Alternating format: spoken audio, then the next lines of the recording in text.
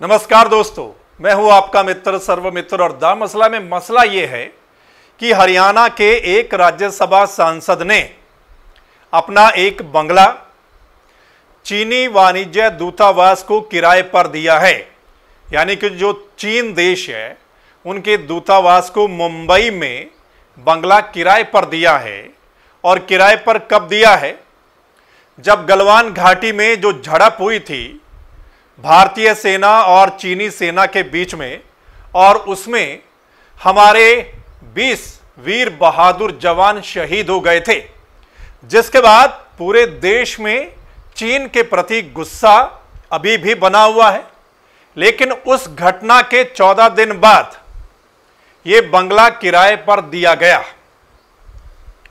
दरअसल एक वेबसाइट है स्क्वायर फीट, जो कि रियल एस्टेट की वेबसाइट है, उसने ये खबर छापी है कि 29 जून को हस्ताक्षर हुए हैं। ये जो डील हुई है, ये सांसद हैं सुभाष चंद्रा। हालांकि ये निर्दलीय सांसद राज्यसभा के चुनकर पहुंचे हैं, लेकिन बीजेपी की सपोर्ट से ये सांसद बने थे हरियाणा से। आपको याद होगा, उसके बारे में, उस चुनाव के बारे में भी मैं आपको थोड़ा सा बताऊंगा। अब क्या है कि यह मामला चर्चा में आया है, उस पर सुभाष चंद्रा ने एक ट्वीट के माध्यम से इसका जवाब भी दिया है। सुभाष चंद्रा ने ट्वीट के माध्यम से बताया है कि ये जो किराए पर दी गई है ये प्रॉपर्टी, ये डोकलाम विवाद से 3-4 महीने पहले का ये सौदा जो है या जो डील है वो हुई है। सुभाष चंद्रा का ऐसा कहना है। लेकिन जिस वेबसाइट ने यह खबर छापी है, कई पेपर में भी यह खबर छापी है, उसके आधार पर हम कहते हैं कि उन्होंने कहा है कि 29 जून को ये हस्ताक्षर हुए हैं और 1 जुलाई से ये रेंट आउट शुरू हो गया है, यानी कि किराया जो है वो शुरू हो गया है।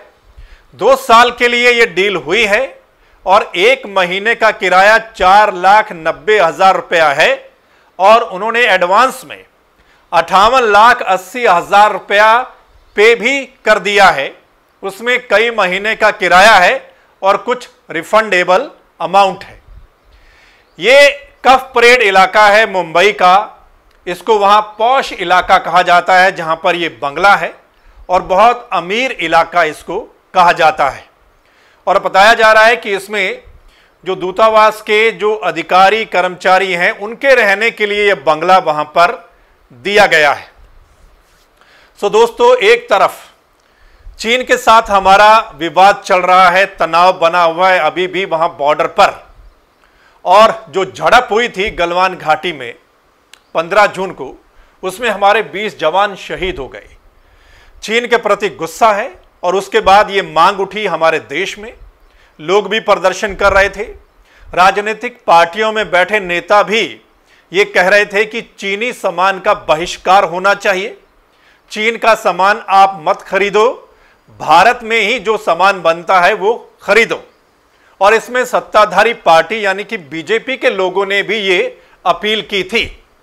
लेकिन उनकी ही सपोर्ट से बने राज्यसभा सांसद ने अपने एक बंगले को चीनी वाणिज्य दूतावास को किराए पर दे दिया है।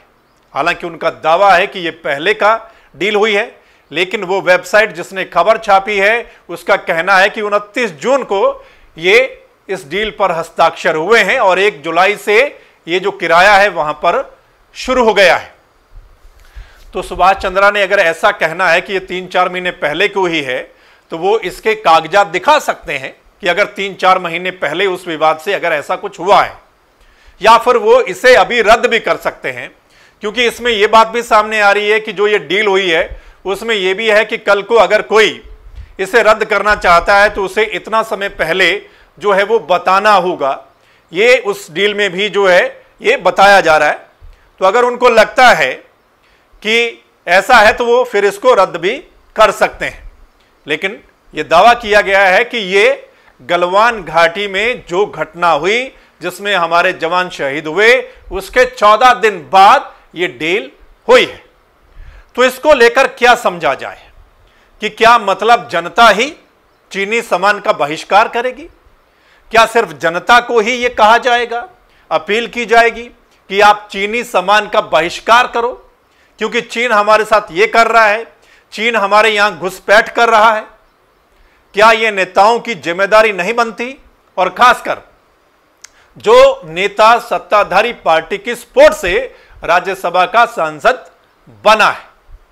खैर, यह है आपके सामने, और इस पर जो भी क्लियर कट बात है वो सामने आनी चाहिए कि क्या वाकई में ही उस घटना के 14 दिन बाद यह समझौता हुआ है या पहले हुआ है। तो वो फिर बताएं, कागज दिखाएं कि हां यह समझौता पहले हुआ है, और अगर हुआ है तो वो फिर इसे अब रद्द कर सकते हैं। क्यों सिर्फ जनता ही चीनी सामान का बहिष्कार करे? क्योंकि आपने यह भी देखा कि सरकार ने भी कहा, और सरकार ने बाकायदा कई सारी चीनी ऐप्स पर बैन लगा दिया। वो जो ऐप्स हैं वो इंडिया में बंद हो गई हैं। अभी रक्षाबंधन है, उसको लेकर भी हमारे देश में ये मांग चली कि जो चीन की बनी हुई राखियां हैं उनको नहीं खरीदना है, हमारे यहां की जो राखियां हैं वही आप खरीदें और वही आप बांधें। तो ये एक मूवमेंट जो है ये चल रही है। ऐसे में अगर कोई राज्यसभा का सांसद ऐसी डील करता है, चीनी वाणिज्य दूतावास को किराए पर बंगला देता है, तो ये वाकई में ही एक बड़ी बात है और एक बड़ा मसला है, बड़ा मुद्दा है। इस पर जो सही चीज है वो सामने आनी चाहिए। अब हम आपको बताते हैं, जो सुभाष चंद्रा हैं वो हरियाणा से राज्यसभा में पहुंचे थे, और आपको याद होगा जब ये चुनाव हुआ था हरियाणा में, मैं भी उस वक्त मौजूद था। हरियाणा की विधानसभा में जब ये इलेक्शन हुआ था, जब हरियाणा के जो विधायक हैं उन्होंने वोट डाले थे, और आपको याद होगा कि शायद इतिहास में दर्ज हो गया होगा या हो जाएगा, इस तरीके का इलेक्शन शायद पहले कभी नहीं हुआ कि एक पेन की करामात से ही नतीजा जो है वो उलट पलट गया। ये आपको पता है, और मामला जो है वो पंजाब हरियाणा हाईकोर्ट में भी पहुंचा था, ये आपको पता होगा। तो कुल मिलाकर उनका जो इलेक्शन था, जो उन्होंने जीत हासिल की थी सुभाष चंद्रा ने, वो भी विवादों में रही है, वो कोर्ट में भी मामला गया था। सो दोस्तों, इस मसले पर आपकी राय क्या है? आपका क्या कुछ कहना है?